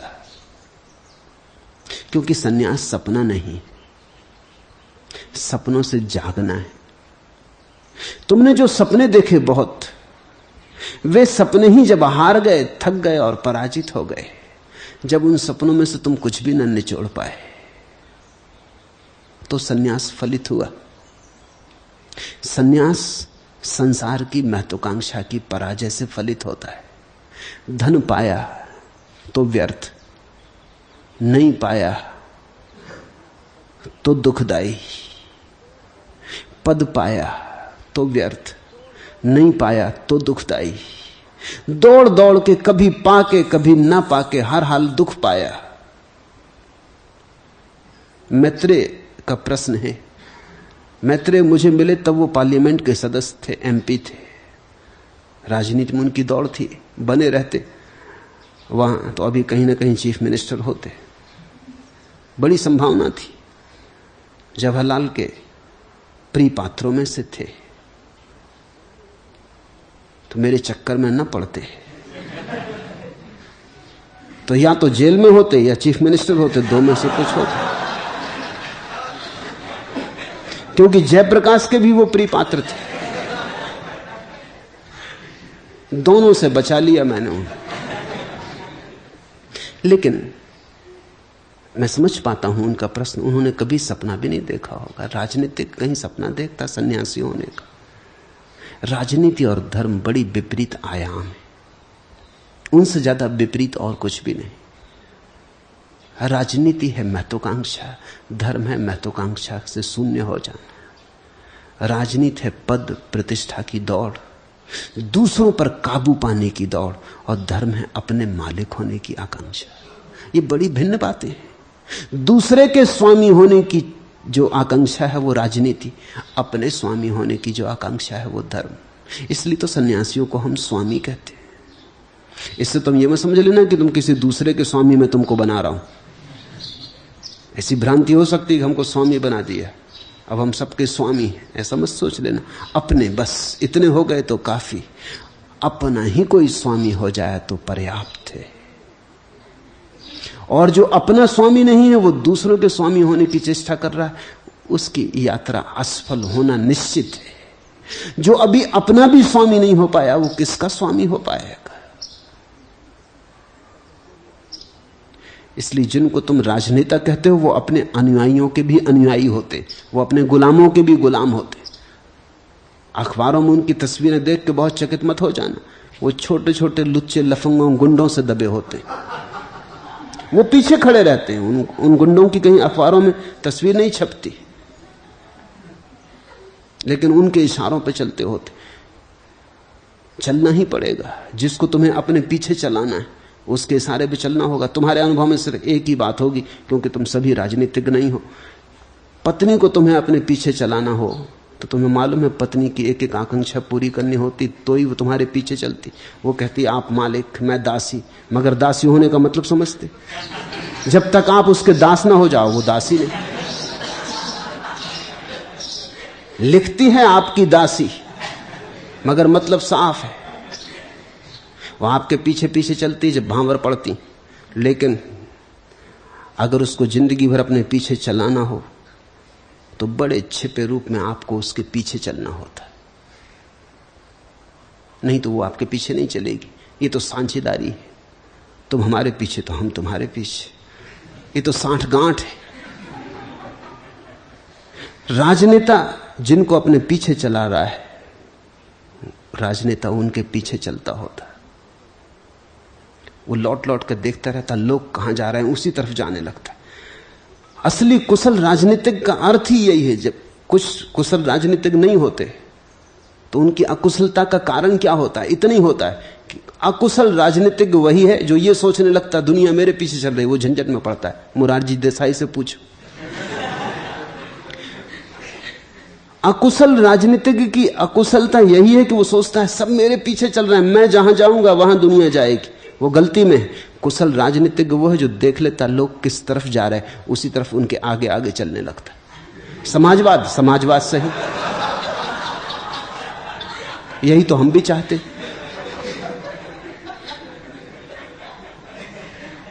मुल्ला नसरुद्दीन अपने गधे पे भागा जा रहा था। एक बाजार में लोगों ने उसे रोक लिया और पूछा कि कहां जा रहा है। उसने कहा मुझसे मत पूछो, मेरे गधे से पूछो, क्योंकि मैं राजनीतिज्ञ हूं। पहले मैंने बहुत कोशिश की इस गधे को चलाने की, मगर गधा है, हम बाएं चलाएं वो दाएं जाए, बीच बाजार में मखौल उड़े, भीड़ इकट्ठी हो जाए। अरे नसरुद्दीन तुम्हारे गधे पे भी बस नहीं, क्या करें? फिर हमें समझ में आया कि गधे के साथ राजनीति करनी चाहिए। अब गधा जिस तरफ जाता हम उसी तरफ जाते। दुनिया यही समझती कि हम गधे को चला रहे हैं और गधा हमको चला रहा है। मैत्रेय जी राजनीति में थे। उन्होंने कभी सपना नहीं देखा होगा सन्यासी होने का, ये सच। लेकिन रह के राजनीति में कुछ भी न पाया। उस न पाने से सन्यास की तरफ वृत्ति हुई। उस न पाने से वो दूसरी दिशा में झुकना शुरू हुए। राजनीतिज्ञ तो थे, लेकिन उनके पास राजनीतिक की प्रतिभा नहीं थी, बेईमानी नहीं थी, बड़े सरल आदमी। सन्यास उन्हें स्वाभाविक पड़ा। राजनीति में वो बड़े उलझन में पड़े थे। राजनीति में बड़ी बेचैनी में थे। अड़चन थी, वो उनके अनुकूल न था। वो उतने ओछे और छोटे आदमी नहीं थे। वहां सफलता उनकी है जो जितने ओछे जितने छोटे। वहां सफलता उनकी है जो जितने नीचे उतर आए। वहां कोई आदमी अगर सरल हो, सीधा सादा हो, तो वहां सफलता नहीं है। वो गलत दिशा में पड़ गए थे। वो दिशा उनके लिए नहीं थी। शायद सन्यासियों की मजाक भी वो इसलिए उड़ाते रहे हों क्योंकि हम मजाक भी अकारण नहीं उड़ाते। अक्सर तो ऐसा होता है कि हम मजाक उन्हीं की उड़ाते हैं जिनसे हमारी ईर्ष्या होती। जैसे तुम पाओगे सरदारों की मजाक पूरे मुल्क में उड़ाई जाती, उसमें कुछ कारण है, सरदारों से ईर्ष्या है। ईर्ष्या के कारण भी साफ है, सरदार तुमसे ज्यादा मजबूत, गर्दन दबा दे तो तुम्हारी ची बोल जाए। तो पूरे भारत में सरदार पास में खड़ा हो तो तुम्हें बेचैनी तो होती कि आदमी ज्यादा ताकतवर, अब इससे बदला कैसे लो, इससे झगड़ा झांसा करने में सार नहीं। तो हम मजाक उड़ाते, हम मखौल करते। वो मखौल झूठ है, वो ईर्ष्या के कारण है। पश्चिम में यहूदियों की मजाक उड़ाई जाती है, जितनी मजाकें हैं यहूदियों के खिलाफ, उसके भी पीछे कारण है। यहूदी की प्रतिभा से बड़ी ईर्ष्या है। जहां यहूदी का पैर रख दे वहां दूसरों को हट जाना पड़ता है। जितनी नोबेल प्राइज यहूदियों को मिलती उतनी दुनिया में किसी को नहीं मिलती। एक तरफ सारी दुनिया और एक तरफ यहूदी अकेले, उनकी संख्या ज्यादा नहीं, लेकिन नोबेल प्राइज वो इतनी मार ले जाते हैं कि चकित होना पड़ता है कि मामला क्या है। इस सदी को जिन 3 लोगों ने प्रभावित किया है, वो तीनों के तीनों यहूदी थे। मार्क्स, फ्रायड, आइंस्टीन, ये सारी सदी 20वीं सदी यहूदियों से प्रभावित है। ये सारी सदी यहूदियों के आधार से चल रही। हिटलर इसलिए कम्युनिज्म के खिलाफ था क्योंकि वो कहता था कि ये भी यहूदियों का षड्यंत्र है। ये जो मार्क्स है, ये इसने एक नई तरकीब निकाली दुनिया पर कब्जा करने की, मगर आधी दुनिया पर कब्जा कर भी लिया है। फिर फ्रायड, उसने सारे मनोविज्ञान पर कब्जा कर लिया, आदमी के मनस के संबंध में मालिक हो गया। उधर अल्बर्ट आइंस्टीन है, उसने सारे विज्ञान पर कब्जा कर लिया है। यहूदी जहां पैर रख दे, राजनीति में रखे तो राजनीति में, बाजार में रखे, धन की दौड़ में रखे धन में, वो सब जगह पराजित कर देता लोगों को। उसके पास प्रतिभा है, उस प्रतिभा से बेचैनी होती, ईर्षा होती, तो मजाक में बदला लेते हैं। मजाक का ख्याल रखना, तुम उसी की मजाक उड़ाते हो जिससे तुम्हारी ईर्षा होती। तो मैत्रेय से मैं कहता हूं, सन्यासियों का तुमने मखाल उड़ाया होगा, क्योंकि सन्यासी से तुम्हारे भीतर मन में बड़ी ईर्षा रही होगी कि ये तुम्हें होना था और तुम नहीं हो पाए। किसी सन्यासी के वरद साप के कारण नहीं, तुम्हारे भीतर ही सन्यासी में लगाव था, रस था। तुम सन्यासी की उपेक्षा नहीं कर सकते थे, और तुम ये भी नहीं मान सकते थे कि सन्यासी सही है, क्योंकि अगर सन्यासी सही तो तुम गलत हो, तो मखौल उड़ाते थे। लेकिन कहीं तुम्हें लगता रहा होगा अचेतन में कि सन्यासी सही, उसकी दिशा सही है। वो तुम्हारी आत्म सुरक्षा, डिफेंस का उपाय था, मजाक। अगर तुम मुझे मिले होते, कभी भी मिले होते, तो तुम चक्कर में पड़ते, क्योंकि मैं कुछ ऐसा सन्यासी हूं जो सन्यासी जैसा है ही नहीं। इसलिए बहुत लोग मेरे चक्कर में पड़ जाते। जो सन्यासियों के सदा खिलाफ रहे वो आके मेरे पास सन्यास ले लेते। जो धर्म के सदा खिलाफ रहे वो मेरे पास आके ध्यान करने लगते। मेरे पास नास्तिक आते हैं और कहते हैं बड़ी मुश्किल, और आस्तिकों से हम लड़ लेते हैं, आपसे लड़ना नहीं हो पाता। मैं नास्तिक, महानास्तिक, मुझसे लड़ोगे कैसे? तुम एक नास्तिक चाल चलो, मैं 2 नास्तिक चाल चलता हूं। मेरी आस्तिकता नास्तिकता के विपरीत नहीं है, नास्तिकता के ऊपर है। मैं नास्तिकता को सीढ़ी बना लेता हूं। मैं कहता हूं चलो ये खेल भी थोड़ी देर खेल लें, नास्तिक हो तो चलो नास्तिकता का खेल खेल लें।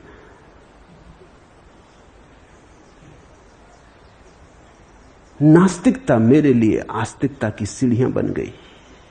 संसार को मैंने सन्यास की सीढ़ी बनाया। इसलिए जो किसी भी प्राचीन परंपरागत सन्यासी से प्रभावित न होंगे, वो मेरी प्रतीक्षा ही कर रहे हैं। वो जब भी मेरे संपर्क में आएंगे उनको डूब जाना पड़ेगा।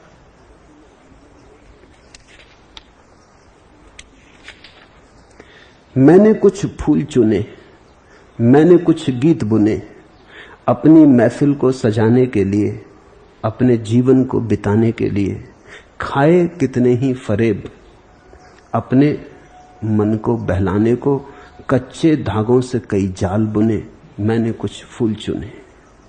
आसपास अपने बुनी सपनों की ठंडी छाया, मन लुभाती रही सुंदर काया, फिर भी ये आस की माया, मैंने दिन रैन कभी चैन नहीं क्यों पाया। मैंने कुछ गीत बुने, गीत सुने, जो सुने सर धुने, इन मधुर गीतों की लय में खोकर मुस्कुराते हुए भोले मन को मैंने बहलाया है, रूप रस पाने का भ्रम खाया है। मैंने जो फूल चुने, मैंने जो गीत बुने, मन को उन फूलों ने, उन गीतों ने गरमाया है। नौजवानी के हंसी ख्वाबों ने, चंद रातों में मुलाकातों में मुझको बहलाया है, रूप माया में मगर सुख मेरे मन ने कहां पाया है। तो मैत्रेय जी, तुम्हारे सपने थे सब, खूब तुमने बुने, वो सब सपने थे, टूटने को ही थे। उनमें शांति न मिली, सुख न मिली, छाया न मिली। ज्वर मिला, बीमारी मिली, तनाव मिला, संताप मिला, शांति न मिली। संसार से थके हारे को, महत्वाकांक्षा से थके हारे को सन्यास के अतिरिक्त और शरण कहां? हारे को हरिनाम।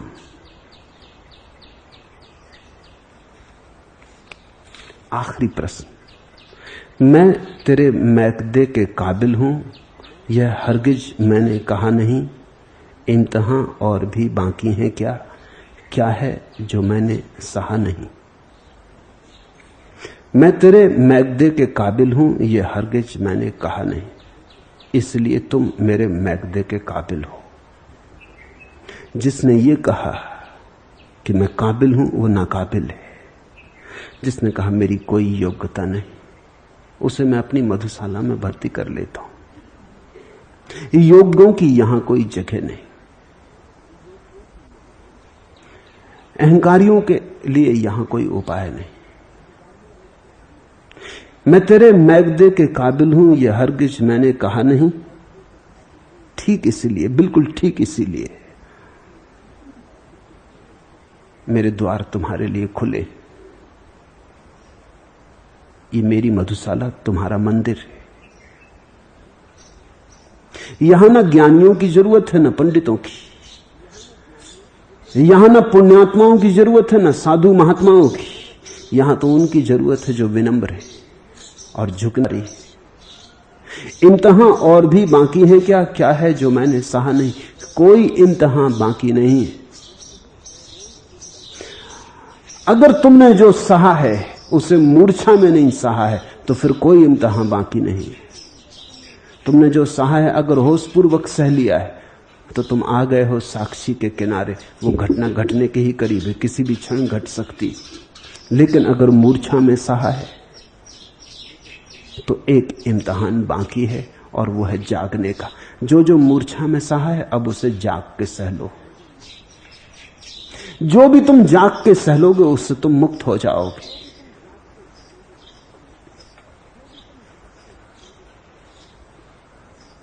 जब से तेरी लगन लगी है हमें, हम परीदा हवास रहते हैं। दिल की दूरी अगर न हायल हो, पास ही तेरे दास रहते हैं। जब से तेरी लगन लगी है हमें, हम परीदा हवास रहते हैं। तब से हमारी बुद्धि का होश उड़ गया। जिनकी बुद्धि का होश उड़ गया है वही मेरे काम के। जब से तेरी लगन लगी है हमें, हम परीदा हवास रहते हैं। दिल की दूरी अगर न हायल हो, पास ही तेरे दास रहते हैं। बस जरा सी दूरी रह गई है। वो दूरी है तुम्हारे मूर्छित हृदय की।